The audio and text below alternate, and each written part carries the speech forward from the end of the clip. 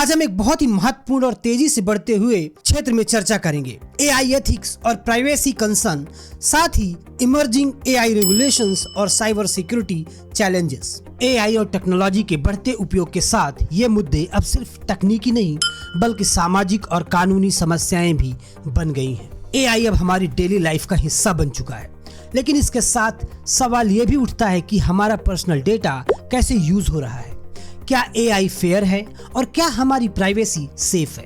एक बड़ा एग्जाम्पल है 2023 का, जब एक टॉप एआई कंपनी पर आरोप लगे कि उन्होंने बिना यूजर के परमिशन के उनका पर्सनल डेटा थर्ड पार्टी को बेच दिया था। इस घटना ने ग्लोबल लेवल पर एआई एथिक्स और ट्रांसपेरेंसी की जरूरत को साफ दिखा दिया था।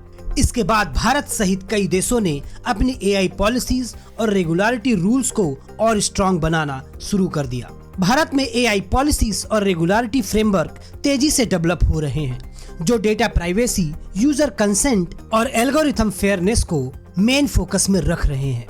ये रूल्स डेवलपर्स को इथिकल एआई डेवलपमेंट और क्लियर डेटा यूजेस फॉलो करने की रिस्पॉन्सिबिलिटी देते हैं। साइबर सिक्योरिटी भी एआई गवर्नेंस का एक इम्पोर्टेंट हिस्सा है। बढ़ती डेटा ब्रीचेस, एआई सिस्टम पर साइबर अटैक और मॉडल के गलत यूज की वजह से सिक्योरिटी प्रोटोकॉल को स्ट्रॉन्ग किया जा रहा है ताकि सेंसिटिव इंफॉर्मेशन सेफ रहे और पब्लिक ट्रस्ट बना रहे। इंडिविजुअल्स और ऑर्गेनाइजेशन दोनों के लिए जरूरी है कि वे न सिर्फ इन रूल से अपडेटेड रहें बल्कि प्राइवेसी सेटिंग को भी समझें, स्ट्रॉन्ग सिक्योरिटी स्टेप अपनाएं और रिस्पॉन्सिबल एआई यूज के लिए अवेयर रहें।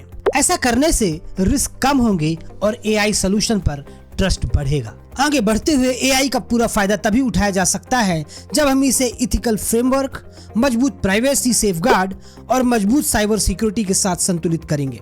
हमारा लक्ष्य ऐसी एआई तकनीक बनाना है जो न केवल स्मार्ट हो बल्कि मानव अधिकारों और सामाजिक मूल्यों का भी सम्मान करे।